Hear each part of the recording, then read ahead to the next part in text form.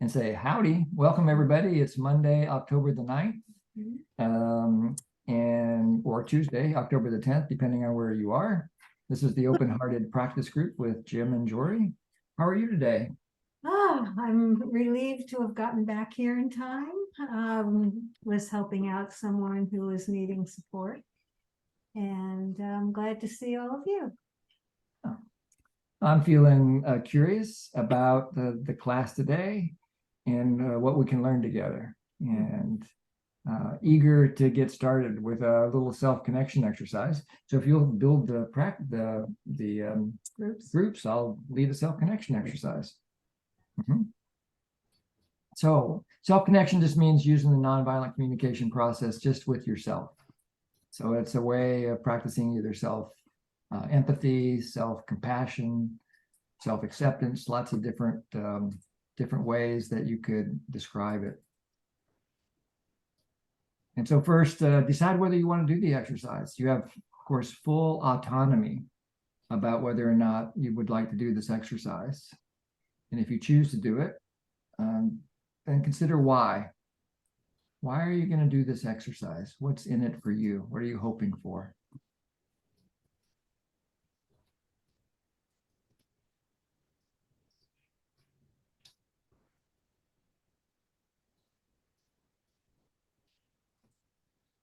This question is about intention. Why do you want to fill in the blank? In this case, a self-connection exercise. In other words, what needs are you hoping to meet? And by getting clear on the needs that you're hoping to meet before you do something, it helps your heart and your brain and your body to get aligned with your intention. It makes it more likely that you'll get your needs met.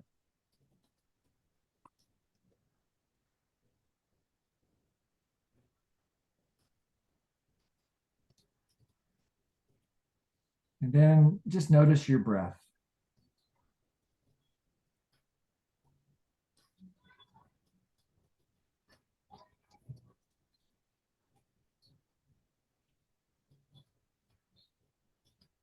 Each breath in is a gift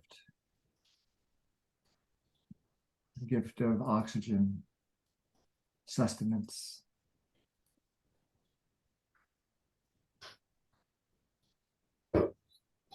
This ordinary activity that we do 15, 20 times a minute. We slow down and bring some attention to it. We can just enjoy the simple act of contributing to our life.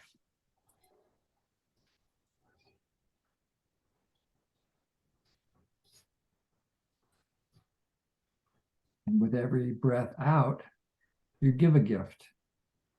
You give the gift of carbon dioxide, which is enjoyed by plants. So breathing in, taking in the oxygen, a gift from plants. Breathing out, giving away carbon dioxide.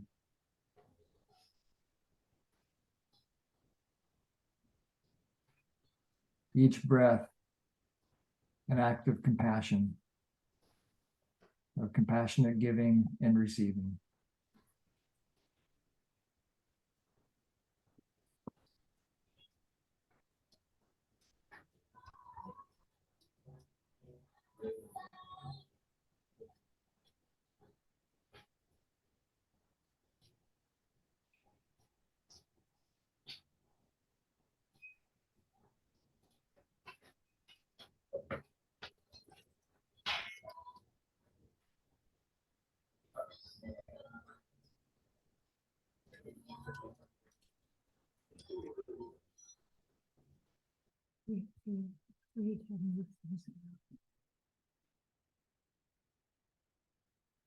Then tune into your body.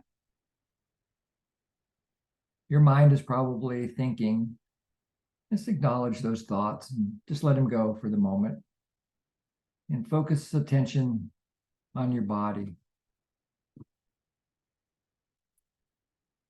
Noticing what sensations stand out for you. What are you noticing in terms of how the energy is moving in your body? If you're feeling pain somewhere, maybe there's some stuck energy or some healing happening there. Just notice that, name it for yourself. Love it. Give it some empathy. Could show up in the form of tightness, stress, constriction, pain, discomfort.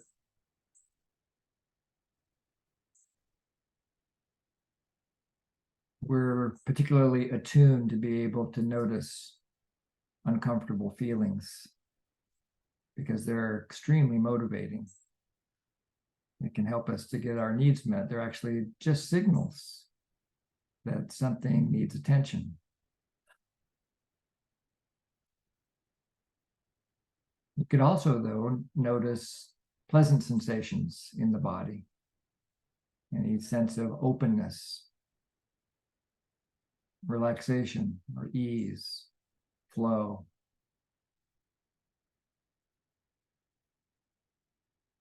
You can kind of go back and forth between these two experiences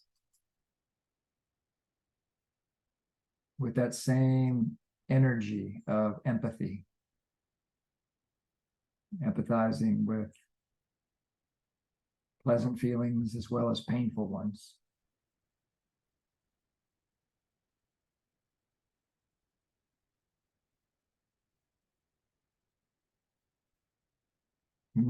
Then shift attention slightly to emotions.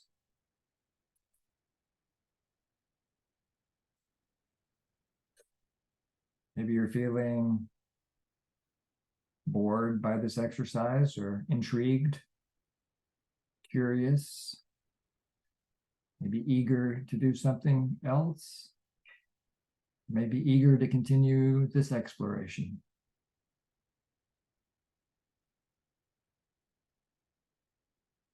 Maybe there's some other feelings, some other emotions going on for you.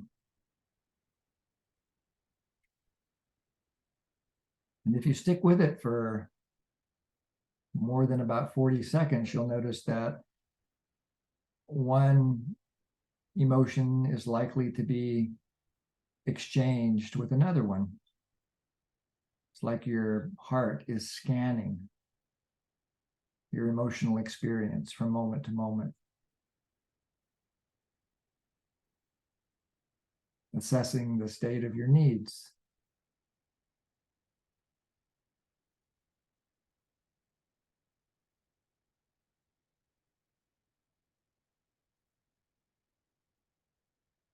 What's important to you right now? It's another way to describe needs.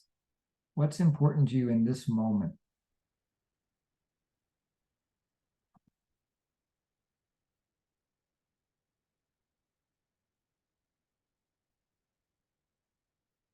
I'll make a few guesses. I would trust yourself, don't trust me. Or maybe you're here to meet a need for learning or community, growth. Maybe it's not or, it's and. Same strategy can contribute to many needs. Maybe there's a need for empathy that you're hoping to feed today.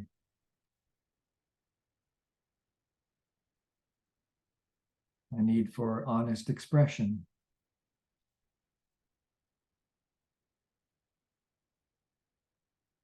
Or something else. What's it about for you?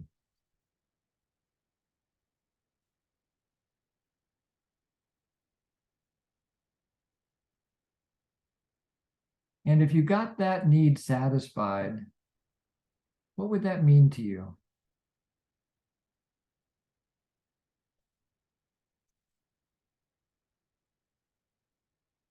And keep asking yourself that question when you come up with a new word. So maybe you start with something like, if I met my need for learning, it might contribute to my need for clarity. And if I had more clarity, I might have more inspiration. And if I had more inspiration, maybe it could support connection.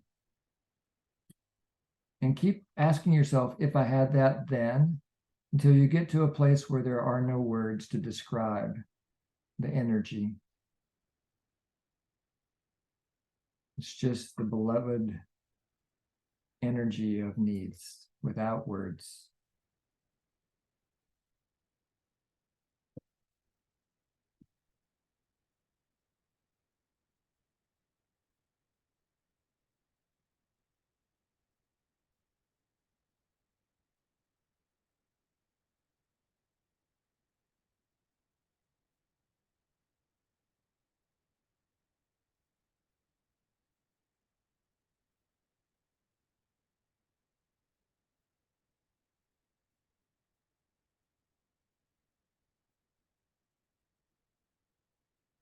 Then finally consider what would make your life more wonderful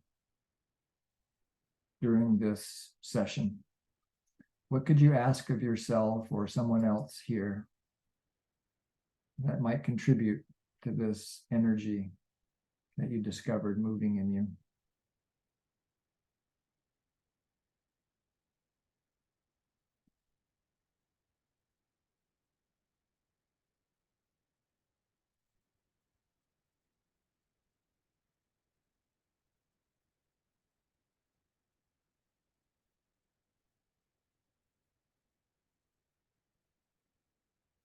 Your eyes have been closed. You can let them open gently whenever you're ready.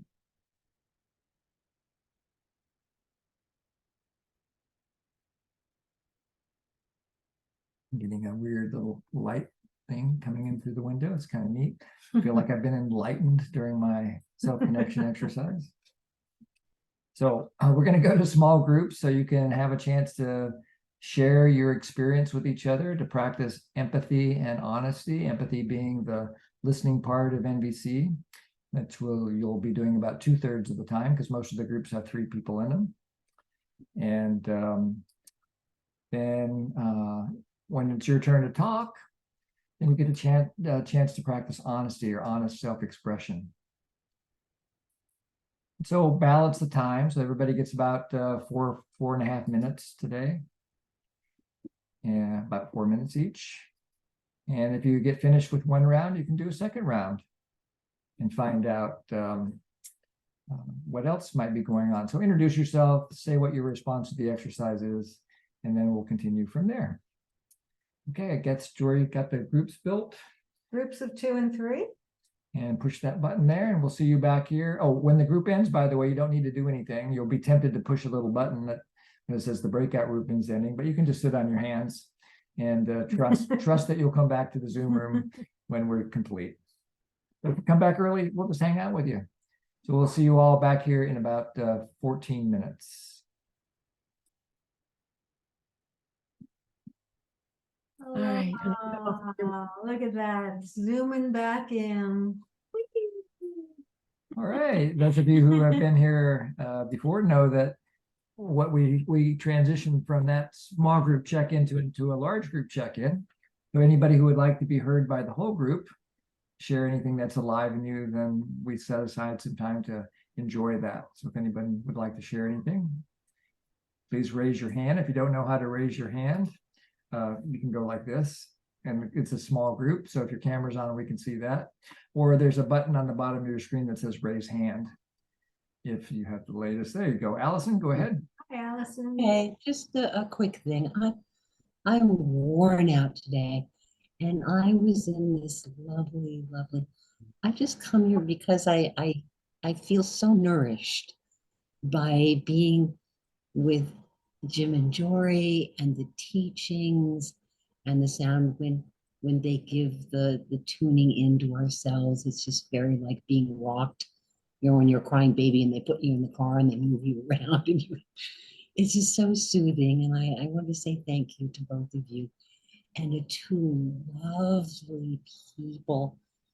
It's just a place that I can come no matter how tumultuous the world is or how I think it is. Or I come on Monday night. It's such a sanctuary with so many lovely, kind, and people that share the same vision Yeah. and bring such, it makes me weepy, Mm. such tender warmth and Mhm. care and positive aspirations for themselves and all of us and the world. And it's a very beautiful sanctuary. So I had a wonderful 14 minutes and thank you.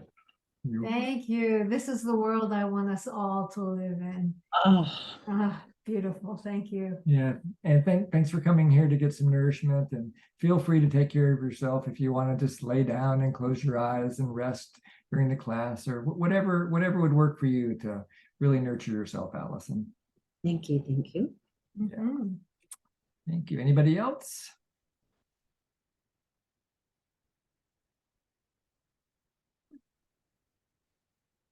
See if the puppy dog wants to say anything. Okay, well, if you guys, nobody else wants to share anything, then we can start practicing. But I'll wait to make sure someone's been waiting to make sure you're the last person if you want to do that. Go ahead, Rob.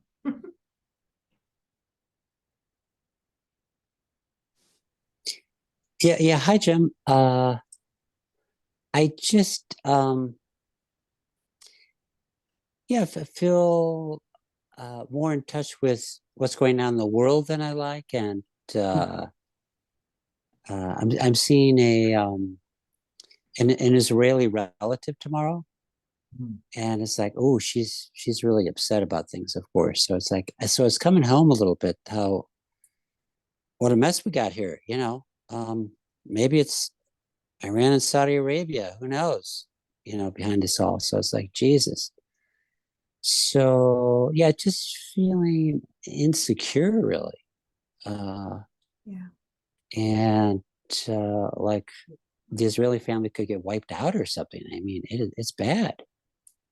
So the world just seems to keep getting worse, you know, and it's like, wow, you know. So yeah, that's where I'm at. Yeah, really Yeah. catch your mourning.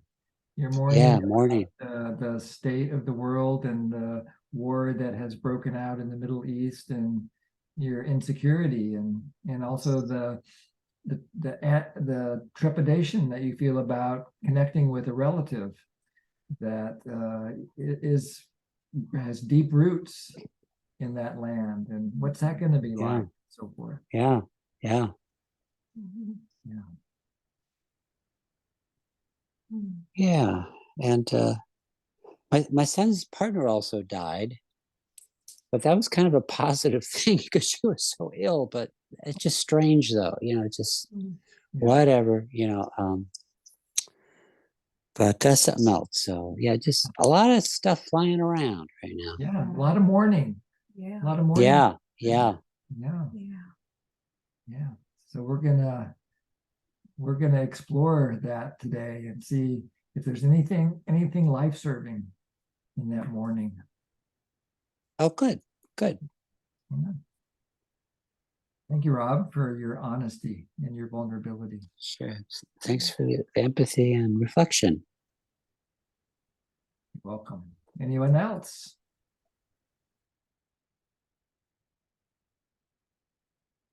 Okay, then.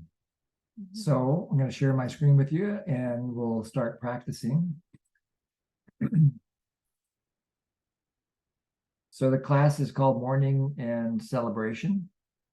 Mhm. And there's two or maybe two or three different parts of the class. We'll see how it unfolds. So I thought we would start with your own direct experience rather than going up into our head and talking about what these Mhm. concepts mean. Rather, we would start with some exploring what it's like in your direct experience, what it's like in your body and in your heart. So we'll get a start with the celebration side. So to think of a moment when a basic need that you have has been fulfilled. A basic need that you have has been fulfilled. So what I mean by a basic need would be something like, and put another little chart up for Could you. eat food if you're hungry, sleep when you're tired. And then So the survival needs, sustenance, mhm, nurturance, stimulation, creativity. Anything along those lines. It could also be rest, a time when your need for rest was satisfied. mhm. But one of these needs that's directly tied to the body. So pick a moment when that need of yours has been satisfied. Write down a description of that moment. So you're going to describe what your life was like in that moment of having a need satisfied. And create the most rich description that you can. So you can include all 5 senses. What do you see, hear, taste, smell, and touch? Like, for example, just a little while ago, an hour or so ago, Jory had prepared some lunch for us. And so when at the moment when I really felt fulfilled, I looked at my bowl and it was almost empty, but not quite. Mhm. And there was still a little bit of a cracker in my hand that I could see. And I could still see Jory was still there, and I could see her. And what I heard was the sounds of there's some guys working in our yard, and I could hear their what was going on for them. I had a little bit of an interaction with them as well. I could still taste the taste of the stew that Jory had made, and I could still smell this kind of pungent aroma. And in terms of the sense of touch, I noticed heat in my mouth, chemical heat, like from the spiciness. So see if you can make a description like that for your observation. And I'll be quiet for a couple of minutes while you do that.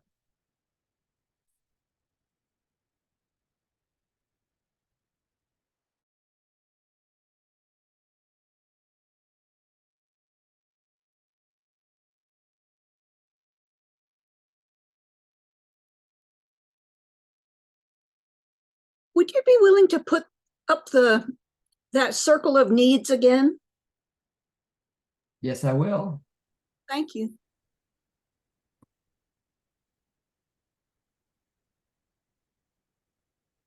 Thanks.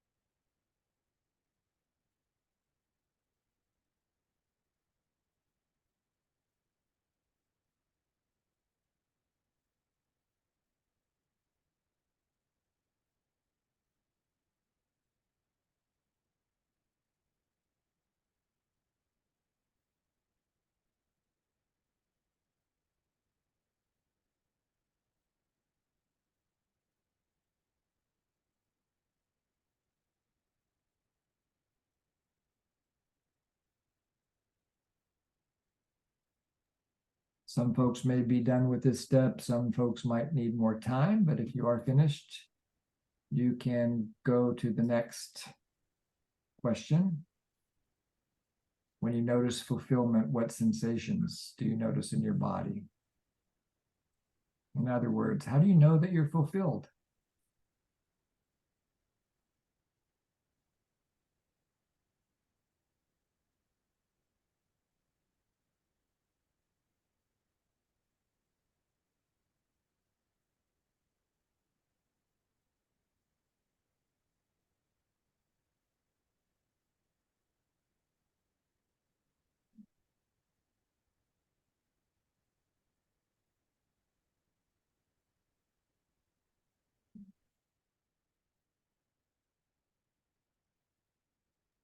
First, notice the sensations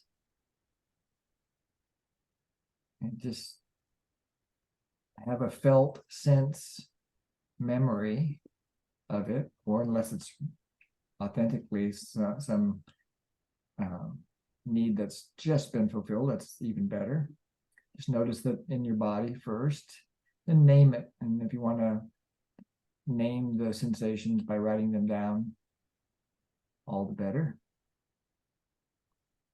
When you give time to the sensations, then you can go to the emotions.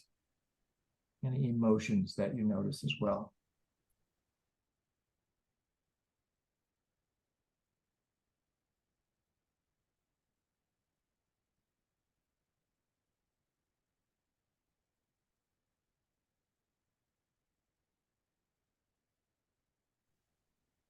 Excuse me, Jim, are you seeing the chat? There's a request. Yeah, I see Okay. it. Thank you. Oops.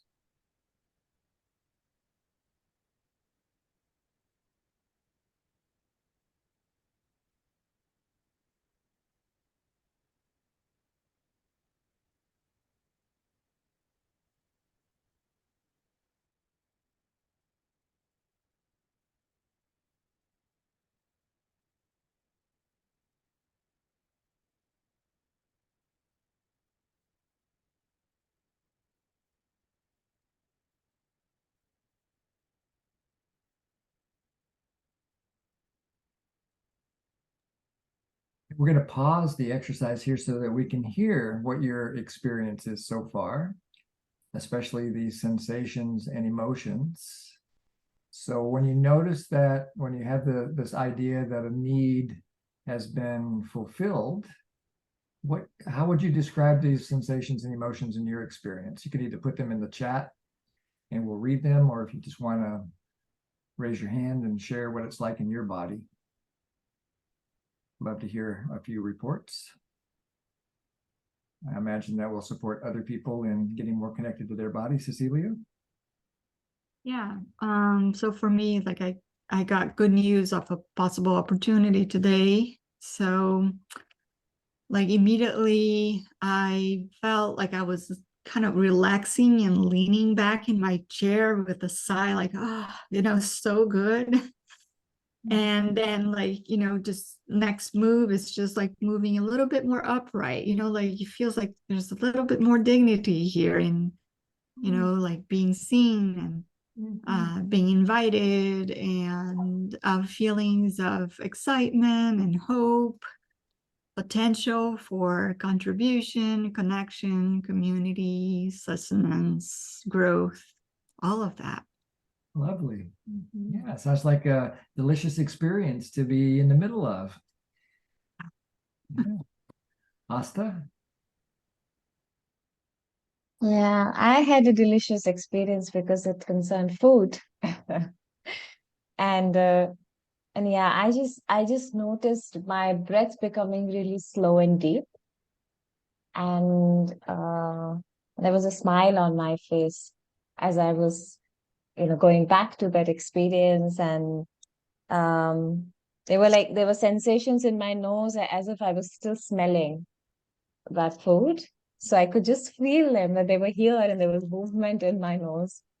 And then just my body was really warm, very warm and comfortable, like how one is when you're tired and you go to bed and the bed is really comfortable. So it was really resting in that warmth, and I felt really peaceful. It was very peaceful. Beautiful. Oh, it's so fun to empathize with this, right? Right? Yeah. At least for me, I tune into Asta's experience, and I'm not having the same experience she's having. I'm having the experience of her having her experience, but it's still delicious. There's something really warmly connecting and resonant for me about it. Juliana? Well, so for me, it was a sense of fullness in my body. And, like, I can't explain it to you actually in words, but it was fullness in my body. Oops, Juliana, it looks like you froze. But we're going to continue to savor the fullness in your body until you come back. There she Oh, is. Sorry. Okay, She's back. the last thing we heard was fullness in your body. Now you can hear? Yes. Yes. All right. So, and gratitude, a kind of a bursting feeling in my heart of gratitude for a very delicious curry, which all the taste on my taste buds, which my husband had made. So that was the gratitude, about. Yeah. And Jim, I have a small question. What's the difference between a feeling and emotion, please? Can you just tell me? Yeah, I think in general English, the words are used synonymously. I kind of follow the way that I understood Marshall. I'm not saying this is the right understanding, but Marshall said that feelings were composed of emotions plus sensations. So sensations are these things that happen in our body, um, um, like directly related to what seems to be happening in the world. This sensations are immediate. Like imagine that you get pinched by somebody that's a sensation, and then maybe you feel there's a couple of emotions that might happen if you got pinched by somebody. You might feel annoyed or angry, or you might just have a sense of love because it's a gentle pinch, and it's a way that your friend communicates their love to you, and so you have this emotion of love that comes up. And so then the feeling would be the whole package of sensations and emotions in that moment. Okay. Thank you so much. Yeah. Thank you, Jim. Yeah, that's how I hold it. Other people may hold it differently. And Sage writes, holding and being held by my mother, deep relaxation and softening, release of tension, sense of savoring and being very present, wanting to remember the moment. Yeah, wonderful. And then she goes into her needs, which is the next step. So unless someone's stuck and needs some support, coming up with an observation will go to the next step. There's a need being I don't think we expressed. can hear Our our cat. cat just said please. So would you let her out the door? Yes. Yeah. So why do you feel the feelings that you feel? In other words, what needs are alive in you when you notice this fulfillment?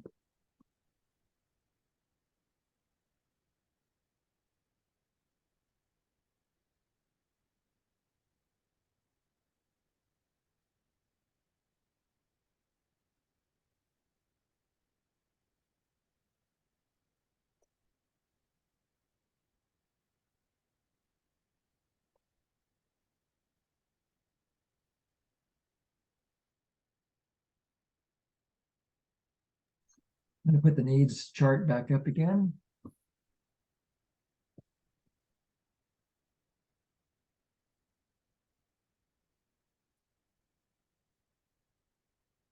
That's one way that you can maybe connect to needs.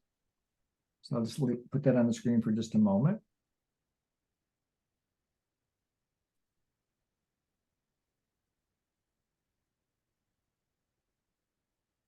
Some people report that they feel overwhelmed when they look at a list of needs like this. And I actually asked Marshall Rosenberg about it one time, because that was true for me. It's like, Marshall, how do you expect me and other people to remember like 40 different words to describe my experience? And he said, oh, you don't need to worry about 40 different words. You can just focus on about 9 or 10. And these are these are variations of the 9 or 10: survival, protection, meaning, interdependence, autonomy, empathy, honesty, well-being, regeneration, and transcendence. And then you're likely to be feeling the feelings on the right-hand side of that list, since we're focusing on needs, the feelings that you have when needs are satisfied. This might be a guide to what need is alive in you. But trust your own, don't trust a list, trust your own experience, the words that naturally emerge for you to describe your experience.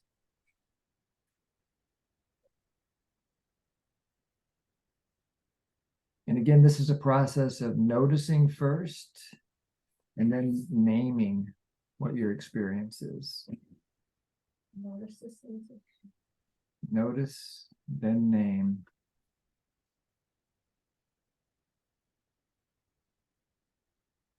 And pausing here again to hear some reflections from you all. What did you discover? What needs are alive when this happened in your life?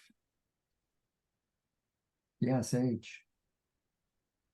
Yeah, I like that list, Jim. I wrote down meaning because one of the things that happened for me was there's a closeness with my mother that I haven't had before. And so this is new for us, and it's when we're connecting and in that moment of that hug, I'm feeling hope. There's a need met for hope. And yeah, that feels really sweet in my heart. Yeah, the sweet energy of hope in your heart. Yeah. Yeah. Sweet to savor that with you. Anybody else want to share anything about the needs that you're noticing that have been satisfied in your moment of fulfillment?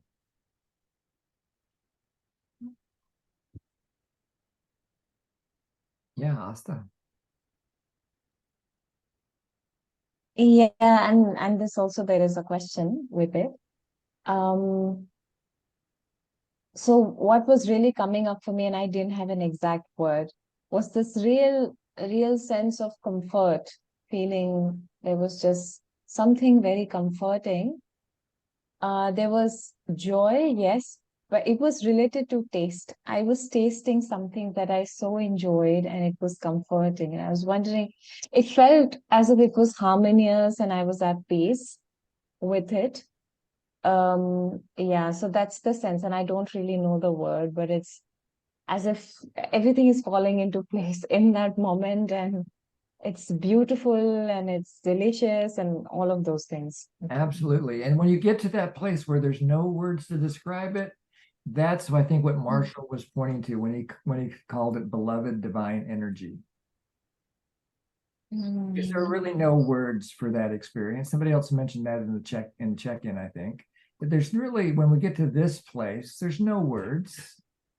There's just the experience. And words are just this map that we try to build, so that if you tell me what your experience is, I can take your map and match it to my map. And if Sage says that she feels a sense of hope, well, I know what it feels like to feel hope. So it helps me to connect with Sage's experience. You tell me something is delicious, then I get a little smile on my face because I remember delicious things. So I feel connected to your experience.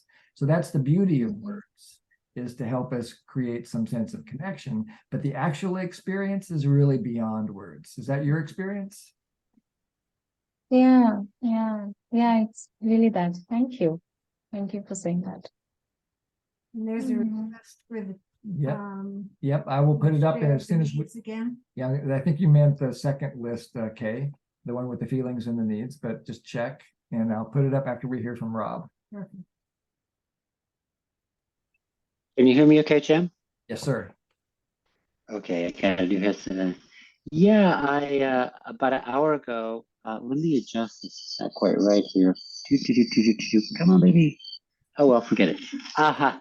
I went over and my dog was on the bed and he had that sweet smell of just being at the groomer yesterday, but a little bit of dogginess was coming along. It was like, and he was soft and cuddly, and yeah, I just melted, and yeah, the completeness, satisfaction, contentment, yeah, and overflowing joy.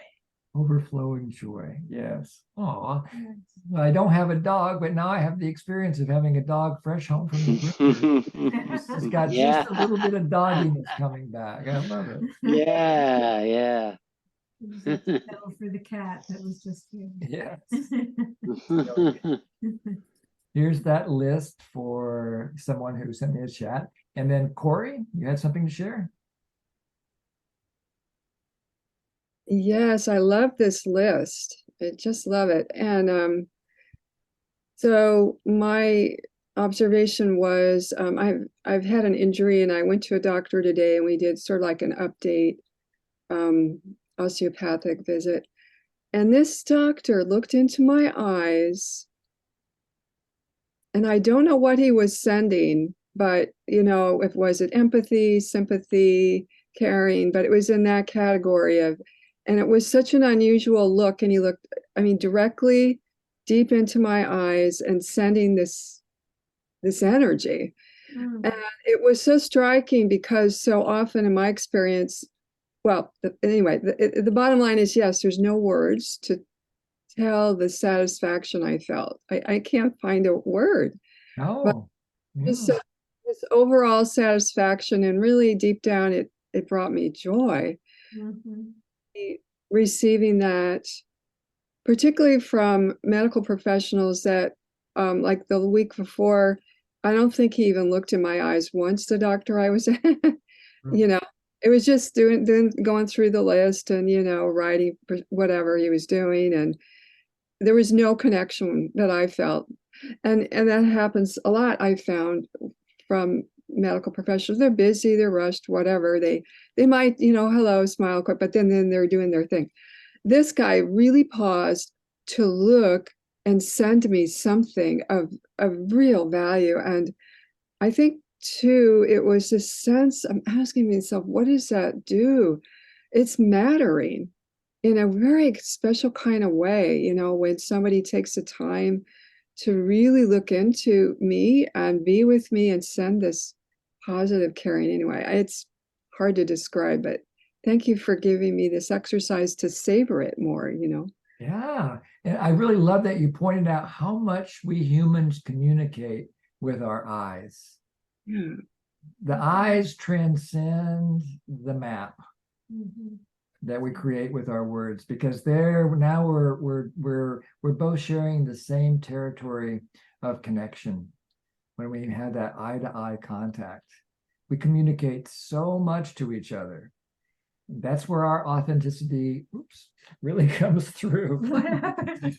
Oh, Zoom has this new thing that if you have like it was probably seeing your Oh, on- there, yeah. yeah. So you gotta sit on your hands. Okay. I thought I had that turned off, but anyway, I think if I go like this, some balloons will go off in just a Let it second. tell But you now. no, more I'll thumbs stick up. it right here. Yeah. So anyway, there's something that's so much about where connection happens is through the eyes. Great. Anybody else have anything to share before we go to the next step? So those of you who might have picked a more complex, I'll call it a complex need, you know, you might just want to have in your back pocket the last meal that you had for the next part of the exercise, because it might be more connecting. We'll find out. You can do it however you want. But the next question is, now imagine that time moves forward until you notice a shift in the feelings in your body. So for example, like I ate this meal, now it's been about, 2 hours, I guess, since I ate 2.5 hours since I ate lunch. And so I no longer feel fulfilled. Mm. I'm feeling just a little slight pang. I'd call it a pang of hunger. And so see if you can imagine time moving forward until you notice a shift in feelings. Because the same need is calling for attention. And then describe what you notice in your body, like I did. I called it a pang, just a mild sense of hunger, a little bit of desire for something in my mouth.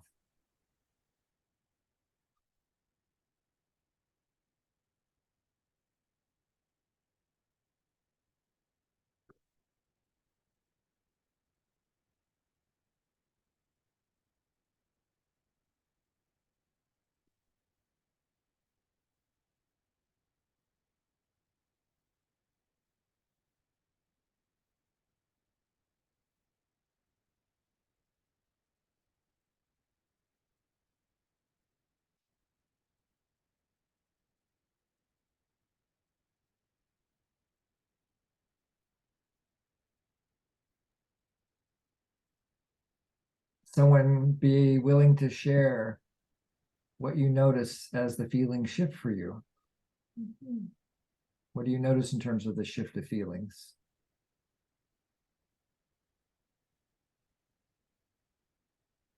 Do you notice a shift?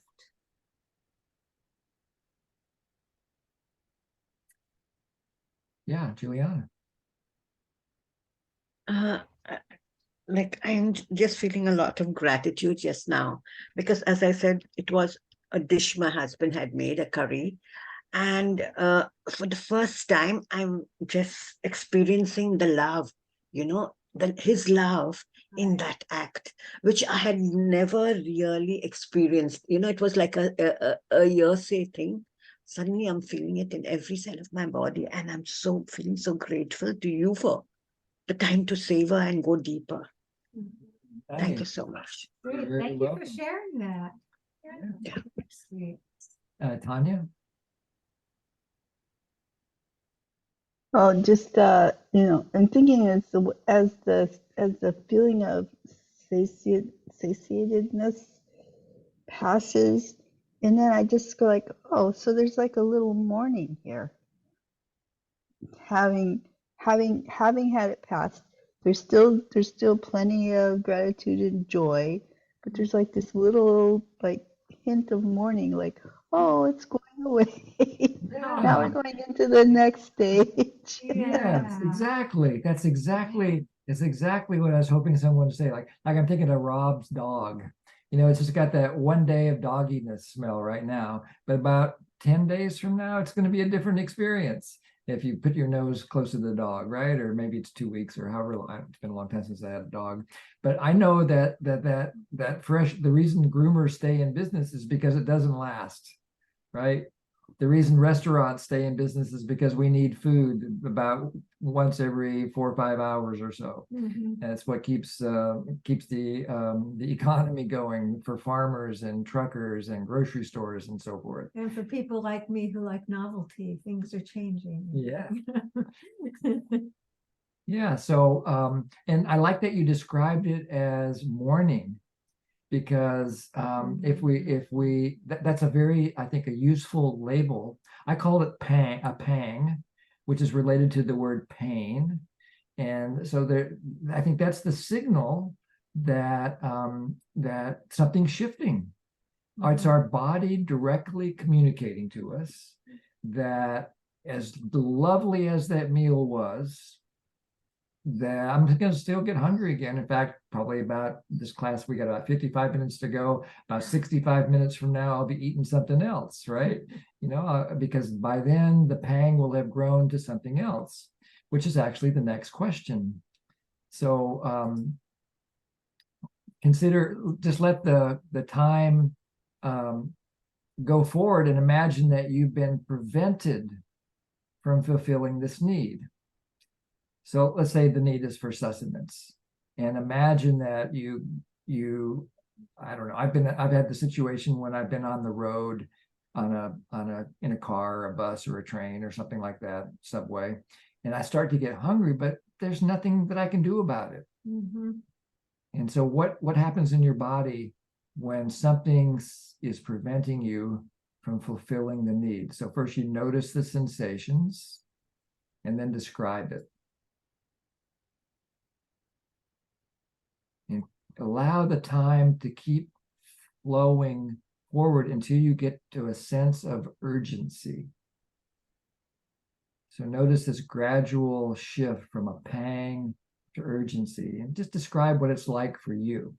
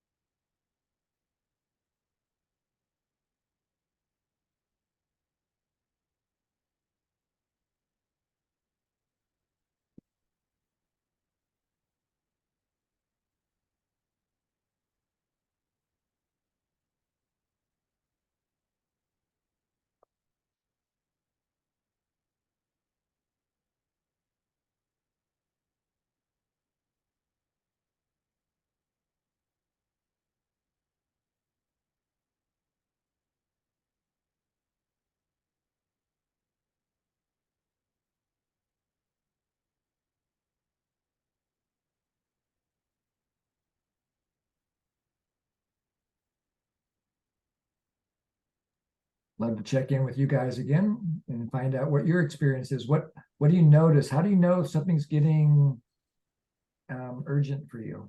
How would you describe urgency?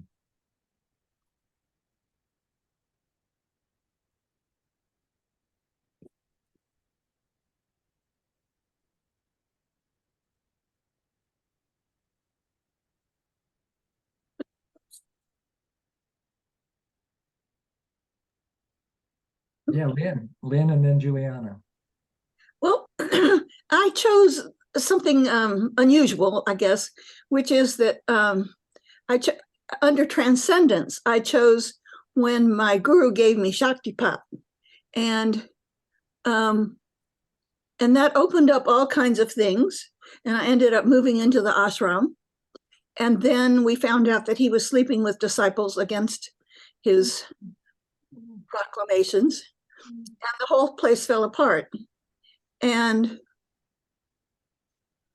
so I feel like it felt so impossible to recreate that sensation and that lifestyle, that instead of feeling more urgency, I keep pushing it further away because I don't know how to meet it. Uh-huh. Yeah. So it sounds like what you're noticing is, would it be fair to call it a profound sense of mourning and disappointment, and maybe mixed in with some hopelessness or helplessness that you could ever get back there again? Right. Yes. Yeah. And then when confronting that, the choice that makes the most sense is to kind of try to push it down or ignore it, in hopes that other feelings or sensations will somehow be satisfying enough, and that you're just willing to live with the fact that that's just a mourning that will never go away. That's how it feels, but I'm not willing to live with it exactly. It's Right. like I yearn for that experience again, Yeah. but I don't know how to recreate it for myself. That yearning, that's yearn and urgency. You can hear the similarity. You must have a similar root. I didn't look it up, now I will. Yeah. But that yearning, there's this that's a motivating power, right? That's mourning. That's the power of mourning. When it gets to be too intense, it's like we must act. There comes a time when I'm hungry that I will eat the first thing that I can see, even if it's not something that's on my diet. You better watch out. You know, like, so if all I can find is the Oreo cookie. And, you know, this has happened to me on the plane where they'll give you junk food, you know, and I'll just stick it away. But sometimes I'm so glad I have that emergency supply of sugar, because it's going to sustain me until the plane lands or whatever. Yeah. So that yearning, it's important to pay attention to the yearning, because yearning unattended becomes despair, and despair unattended becomes depression.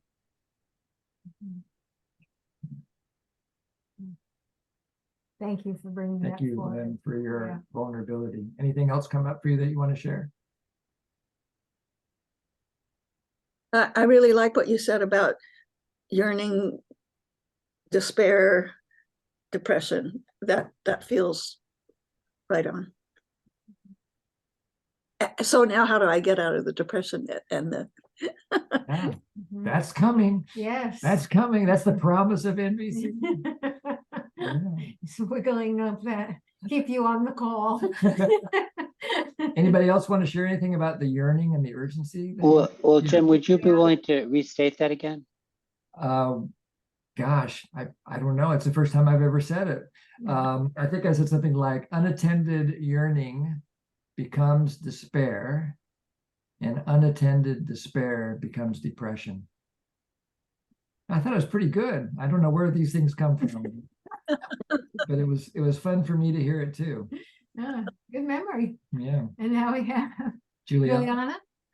Yeah, so for me, Jim, there is a bursting feeling in my heart, and it's like I want to just jump out of my chair and run into the kitchen where my husband is making breakfast, and I want to hug him. And I think each time I'm going to eat something he's made, it's going to have a different meaning for me now. It's going to be love, like, you know, filling my heart. So I'm just thinking also that my morning has changed to dancing. You know, something that this is a song I sing, and I'm just thinking it's so true, you know, now the words. Thank you. I just You're wanted to share. welcome. That's really cool. So it sounds like not only we have a little salt and pepper and spices added to your meal, but now you have, you know, the secret sauce, which is love and appreciation. Yeah. So one more question about urgency. If you don't attend to the need that's crying for attention, what happens in your relational space? In other words, if you're hungry and you don't feed yourself, how does that affect your relationship with yourself and the other people that you happen to be in space with?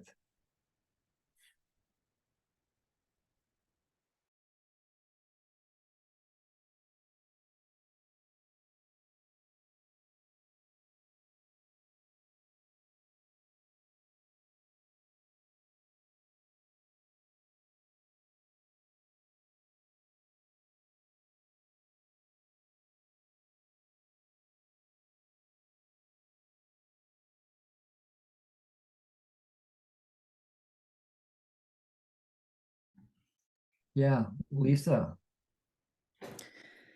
Yeah, there's a phrase that I've heard frequently in one of the groups I attend: restless, irritable, and discontent. Restless, irritable, and discontent. Sounds like a great acronym. You want to rid yourself of those uncomfortable feelings by meeting the need. Yeah, there it is. Yeah. Yeah, and there's I noticed for me,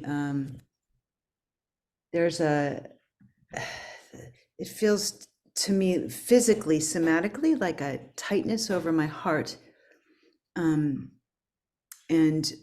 sometimes closely, the feeling is anxiety. Yeah. one way of thinking of this is the cost. What's the cost of not attending to your needs in terms of the relationships that you have that really matter to you? Who's paying the price for you not getting your needs met? What do you notice? Yeah. Sharmista. I noticed that when anyone's need in the relational space is not met, it leads to disharmony. And disharmony creates, I would say, at the worst case, even violence between people. Absolutely. Because, yeah. Go ahead, keep going. Yeah, I mean, I think in the best case, the disharmony can be a wake-up call for reconnection. And in the worst case, it can lead to violence and separation. And there is a strong sense of this is me, that is you, and the we space gets completely, disrupted. This makes so much sense, doesn't it? Unmet needs cause war.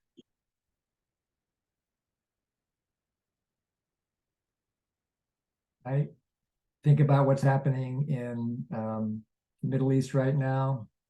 It's inevitable. What's happening there is the inevitable consequence of domination is rebellion. Domination means that somebody's got power over whether or not somebody else can get their needs met. When somebody can't get their needs met, the impulse is to do whatever you can. You eat the Oreo cookie or you start firing off missiles or whatever to try to figure out how to get your needs met. So every act of violence, this is a more or less direct quote from Marshall, so I'll call it a paraphrase. Every act of violence is a tragic expression of an unmet need. Tanya? I just want to say how much my body relaxed hearing you say that. It's like somebody in my sphere is seeing what I see. And it just like, yeah, thank you. You're welcome. Yeah. Anybody else have anything you want to say about Sage, please. Yeah. This practice that you've brought us through tonight, right? It's sneaky in a good way. It starts out so I just want to say, like mundane or innocent, and with quotes around it. But this very, oh yeah, like look at a meal. If you have a meal, how you do feel. Okay, now if you haven't had it, and then what you really brought us to in that question: what happens when you don't attend to your own needs? What happens to the relational space? Like what happens to everything? So we start out with this thing that just sounds like this very simple little thing. Oh, and you've eaten, and we're at the place of this full responsibility. It is such an incredible process. Yeah, thank you. That's that pivotal question. You just led us right there. It's like, oh my God. Thank you. That's the crux of it. Yeah. Right now, that really meets the need for being seen, Sage. I feel tears behind my eyes, and that you got me. You got me trying to get you guys. Yeah. So let's go talk about it with friends. And then we'll come back and we'll do a little bit about the theory at the very end. So we're going back to groups of 3. Yeah, They're pretty much the same as last time. There's been a few changes. If you don't want to be in the equal, everybody with the equal signs ends up in the library. If you don't want to be in the library and you want to talk about this, just take the equal sign off your name and we'll find a group for you. And so we'll do this for about 15 minutes or so, and then we'll come back and answer your questions and debrief it. Okay, here we go. Hasta luego.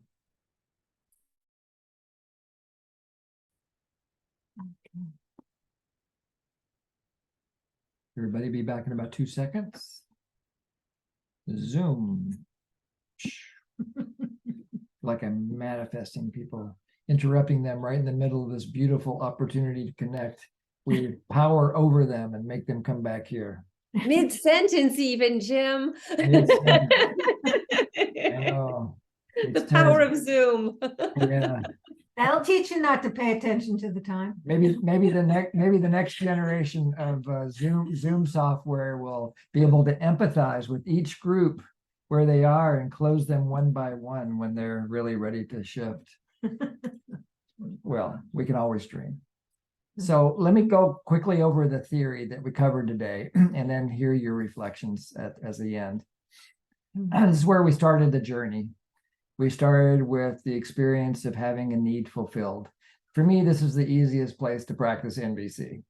Jory and I have always called this the superhighway of nonviolent communication, because it's just so much more fun to celebrate needs fulfilled through gratitude and other expressions like that. But eventually, no matter what need is fulfilled, they'll become a moment of emergence, where feelings of satisfaction begin to subtly shift into pangs of pain. And if you can, and you learn to address needs here, you can go right back to fulfilled really, really quickly. So you can do this dance, and you don't need to go any further. And once you kind of fine tune your feelings awareness and your needs consciousness, this is where you can live your life. And of course, that's an aspiration, because what really happens is that eventually life happens and we stuff our needs. We put our feelings on a shelf. Or we don't have access to the... Exactly. We may not have access to get our needs met. They become more and more urgent. And then eventually we'll do something about it. But if we stay here, then we can end up having unintended impacts on our relationship with ourselves, our relationship with the people that we care about, and even people we don't necessarily have much connection with, because we get grumpy at the post office, or get grumpy with the bus driver, or get grumpy with the neighbor's kids or whatever, because untended needs tend to create intense emotions. Intense emotions are not comfortable. And because of the way we've been educated, we tend to blame other people for these feelings that are arising in us, rather than going back and taking responsibility to figure out what the need is and seeing what we can do about it.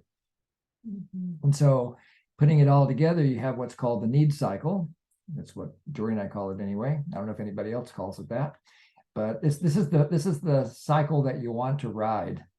You know, you want to get on this cycle and get more and more skillful at living in the blue zone as much as you can, and avoiding the red zone as much as you can.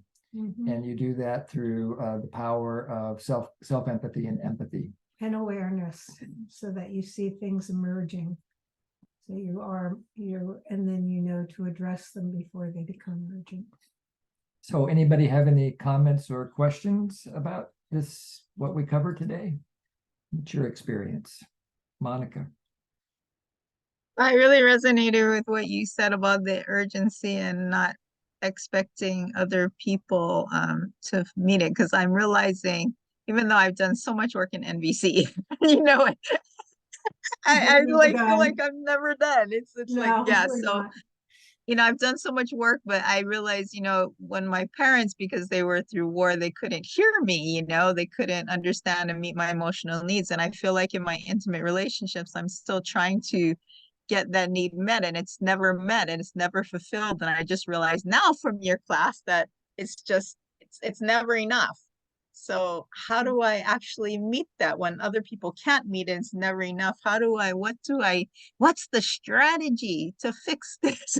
Right, and stop using people as the Right. strategy. Yeah. So what's the strategy so that because I just realized from your talk today, you guys, that yeah, it's just never enough from people. So what's the strategy to fix this? Yeah, the strategy is to live your life as much as you can in this zone of the blue zone. And you do that. The reason that this is the way that seems to work for me. Now, I'm coming from a lot of privilege, so this is easy for me to say. But I think that all of us can learn something from paying attention to the satisfaction of any need that's met, and use that gratitude as a fuel source to then begin to work in the urgent areas, especially the ones that have been put on the shelf maybe for decades, that emerge from trauma and stuff. But this is where you build resources. Yeah. Oh, there's always something we can be grateful for, including, there's air. I do have a blanket I can put on myself when I'm cold. Whatever it is, any port in the storm, you just grab it. And then you use that energy to focus on the need rather than the strategy. So like, let's just say that, I think you mentioned, Monica, the need was something like emotional connection. And so you could never really get that quality of emotional connection from your parents. And so there's a lot of mourning. So this is where mourning is happening. Mourning starts here as the zone turns from blue to red, and then the mourning intensifies, eventually can become despair or depression when we become hopeless and helpless. And so the way you back out of it is by getting back into some kind of gratitude. Use that as a foundation to sit in the energy of the unmet needs, by being fulfilled with whatever need you can grab, even if it's just breath. Once, when my mom was dying in the hospital, the only need that I could connect to was that the doctors were communicating with me. I didn't like anything that they were saying, but at least I was getting information. And I used that as a foundation to be able to sit in and savor the energy of that met need. And that gave me the energy then to contact my own relational skills and talk to my dad about painful decisions that needed to be made and so forth. And so it comes from savoring the energy of the met need, and then savoring the energy of the unmet need, and then asking the question that you just asked: what step can I take? What's one little baby step that I can take in the fulfillment of towards fulfillment of this important need? And one of the things that I hold on to as my go-to when I can't think of anything else is, thank goodness gravity's working. It may sound very silly, but it's something that we can rely upon and have at least an ounce of appreciation that gravity is still working. Yeah. And that actually has enabled me then to be able to take a breath and to settle my nervous system enough to be able to expand my view of the world, expand the possibilities and choices that I might have. Yeah. So basically, it's noticing the pain, naming the pain at the level of the need, savoring that need, and then opening to the possibility that there's some little next step that you can take to get your need met. I hope that's helpful, Monica. Yeah. Thank you, Monica, for asking. Yeah, that was good. Thank you. I'll save the transcript and read it again, but thank you. You're Thank welcome. you. Lynn? Oops, you're still on mute. There you go. I think. Nope, still muted. There you go. There you go. Well, I really appreciated what I quoted it before, but the unattended yearning to unattended despair to unattended depression. And what I realized is what I might call unattended is actually denial. It's active denial. And And so it made me realize how much energy it takes to deny all of that. And so I'm very Wow. Great insight. Yeah, thank you for sharing that with us. Yeah. It takes a lot of energy to deny. Yeah. Mhm. Yeah, we're denying our power. We're oppressing ourselves in that moment. We're saying that we're hopeless and helpless and there's nothing that we can do, but we've got 8 billion people that can help us. Maybe it's and to say nothing of all the pets, those are people too, and they can help us. So there's all kinds of ways that we can start to build the resources to attend to these needs. Yeah, the moment we notice that the world has gotten really small, that's when we want to open up our eyes and look around. Yeah. Thanks, Lynn. Thank you. Tanya? also and I had 2 wonderful partners who helped me. So I'm so Very glad to hear nice. that. I'm really glad that that was a supportive small group for you, Lynn. Yeah. Thank you, partners to win. And Tanya? I really appreciate that you spoke just now about what I call the Jim and Jory hat trick, which and of getting the focus on the beauty of the need and then savoring that. And what I do with people a lot that are really in search of connecting to a need is ask them to find a spot in their body where they're experiencing the joy of the need, and then grow it. So that's one. But I have done that Nice. with so many people, even highly skilled people with lots of MVC consciousness don't know that thing. And I can't, that's what you just told Monica is the secret of the universe. Monica, it's the secret of the universe. You just got handed it. So I hope you realize that. Lovely. And thanks for the endorsement. We'll put that on the back of the next book. This book contains the secret of the universe. I love it. Cecilia. Yeah, I mean, I have something else to share. I just want to reflect on what Tanya just shared briefly, which is if I have a need, I'm alive. I just want to remember that. So that's one way to be grateful. Yeah. That came up for me. So thank you, Tanya, for that spark. Hey, there's another business opportunity for you too. Make that into a bumper sticker and you'll make $1 million. If I have a need, I am alive. I love it. Send us the bumper sticker.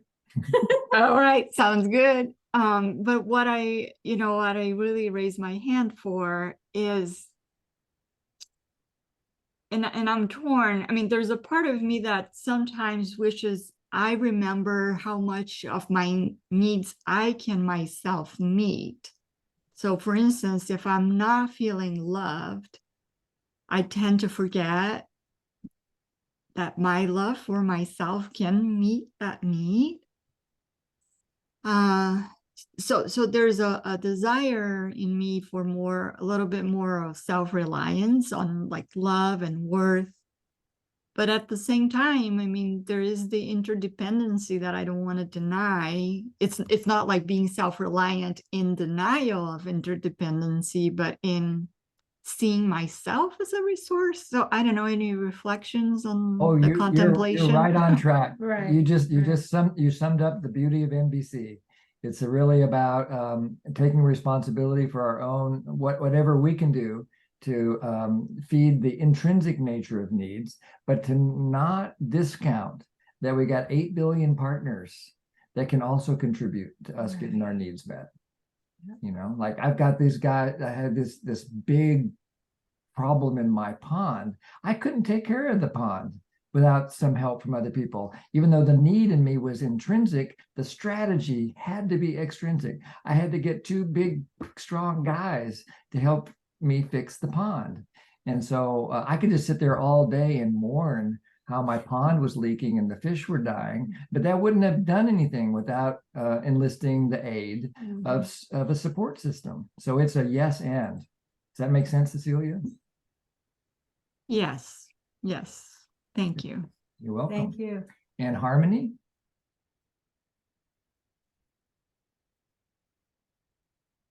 Harmony, if you're speaking. Sorry. No worries. Yeah, I just wondered if you could put up that, you know how you put up the questions, but then you have that black thing that you slide down? Yes. I was wondering if you can just put the questions up without the black thing so I can get the last Screenshot. questions. You betcha. Thank you. Coming right up. And then Sharmista. Did we say it right? Go ahead, Sharmista. You're muted. Yes, you did. You said Sharmishta. Yeah, for me, I think a really essential takeaway from this exercise was the responsibility part of it. How it is truly my responsibility to express my need in a timely way, to take care of my need, rather than may not need expression to an external person if I'm able to take care of it myself. But if there is interdependency involved, to do it in a timely way before it gets urgent. And this is my greatest contribution to nonviolence on this planet. So wonderful. I love it. I love it. Thank you so much for sharing that. Yeah. Yeah. That's one of the takeaways that I'm dreaming. Yeah. Sage? Yeah, thank you. And I shared a big takeaway earlier just about that, you know, but and another piece that came in the breakout group when one of the buddies talked about that my fear is pointing to love I have for myself or someone else. And I was thinking, yeah, all those feelings that I would think of as negative feelings, all of them are pointing to love that I have for myself or someone else. Oh. And I like that reminder. Love it. Amen. And Rob? So you guys will be gone for a few weeks? We'll be gone for a month.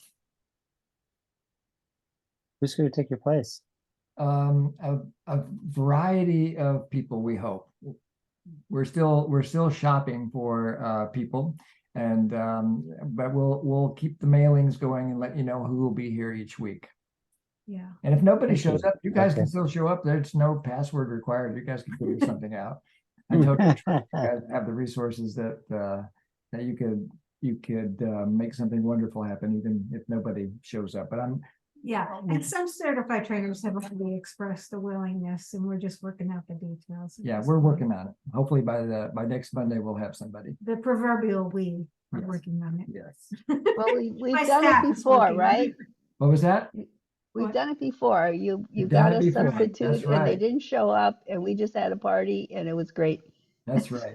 You guys have all. Okay, you make sure to show up then. So remind everybody. Thank you. Yeah. So, gosh, here we are at the end of the class, right on time. Yes, Rob? Yeah, Rob, just Okay. you're done. Yeah, Rob. Yeah. Okay, great. So, as you all know, we're doing these classes in the spirit of compassionate giving and receiving. And Jory and I are currently fundraising for the I'm gonna have trouble getting the words out here, but most of you know we had this terrible wildfire about 6 or 7 weeks ago now, and it's going to be a long haul from Maui to come back from that.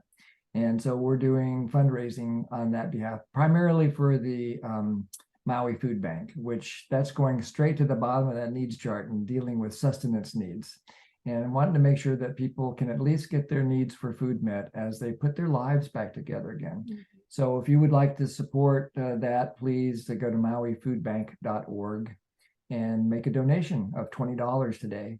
And that would be a wonderful support for us. Last night, we went to the Ukulele Festival.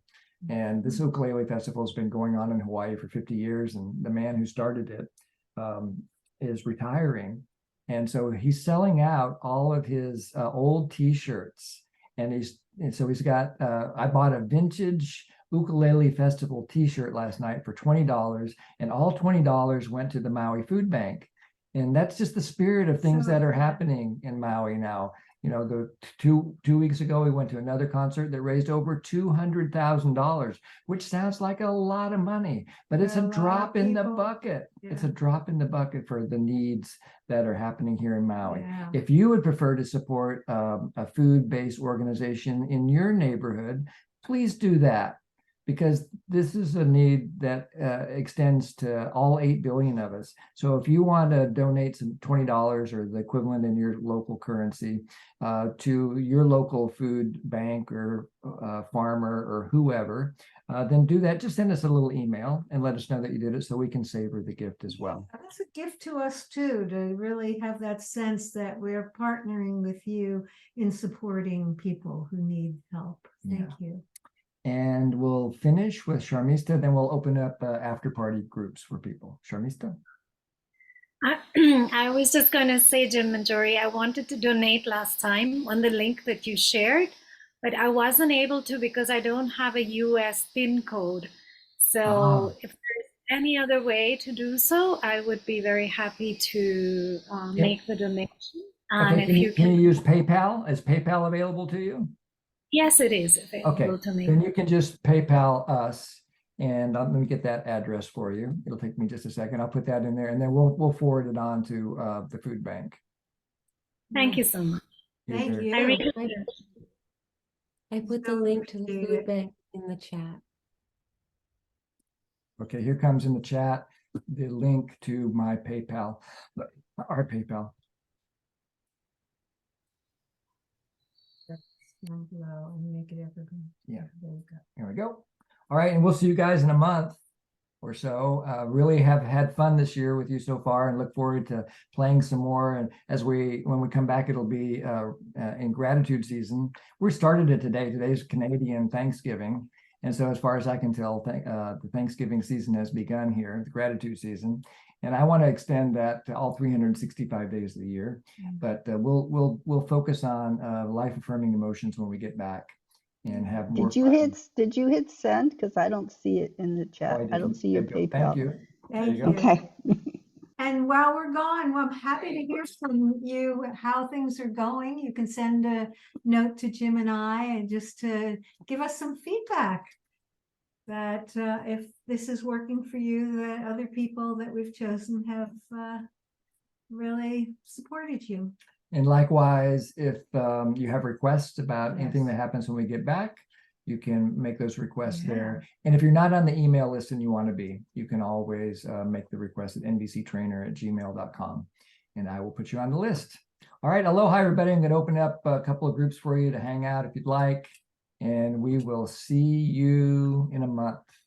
Aloha. Aloha. Bye. Aloha. Thank you so much. Aloha. Have a